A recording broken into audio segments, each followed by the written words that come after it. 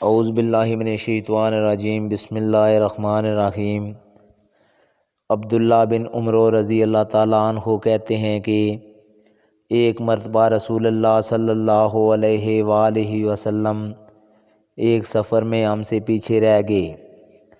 پھر تھوڑی دیر بعد آپ صلی اللہ علیہ وآلہ وسلم نے ہم کو پا لیا اور عصر کا وقت آ پہنچا تھا۔ ہم وضو کرنے لگے اور اچھی طرح پاؤں دھونے کی بجائے جلدی میں ہم پاؤں پر مسح کرنے لگے۔ آپ نے فرمایا، ایڑیوں کے لیے آگ کا عذاب ہے۔ 2 مرتبہ یا 3 مرتبہ فرمایا۔ صحیح بخاری حدیث نمبر 163۔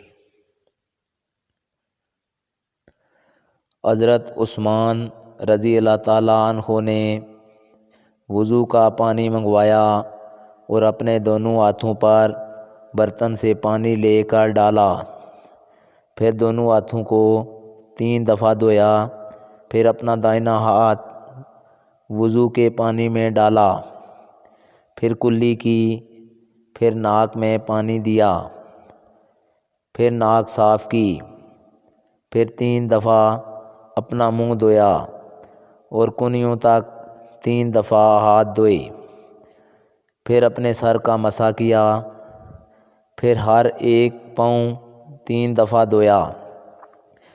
پھر فرمایا، میں نے رسول اللہ صلی اللہ علیہ وآلہ وسلم کو دیکھا کہ آپ میرے اس وضو جیسا وضو فرمایا کرتے تھے، اور آپ صلی اللہ علیہ وآلہ وسلم نے فرمایا کہ جو شخص میرے اس وضو جیسا وضو کرے اور حضور قلب سے 2 رکعت پڑھے، جس میں اپنے دل سے باتیں نہ کرے، تو اللہ تعالیٰ اس کے پچھلے گناہ معاف کر دیتا ہے۔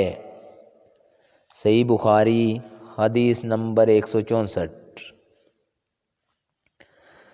ابو ہریرہ رضی اللہ تعالیٰ عنہ لوگوں کے پاس سے گزرے اور لوگ لوٹے سے وضو کر رہے تھے۔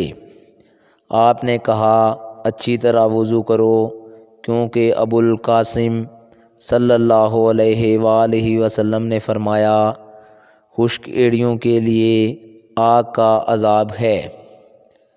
صحیح بخاری حدیث نمبر 165۔ آج کی ویڈیو دوستو اتنی ہی۔ اگلی ویڈیو میں آپ لوگوں سے ملاقات ہوگی، تب تک کے لیے اجازت دیجیے۔ اللہ حافظ۔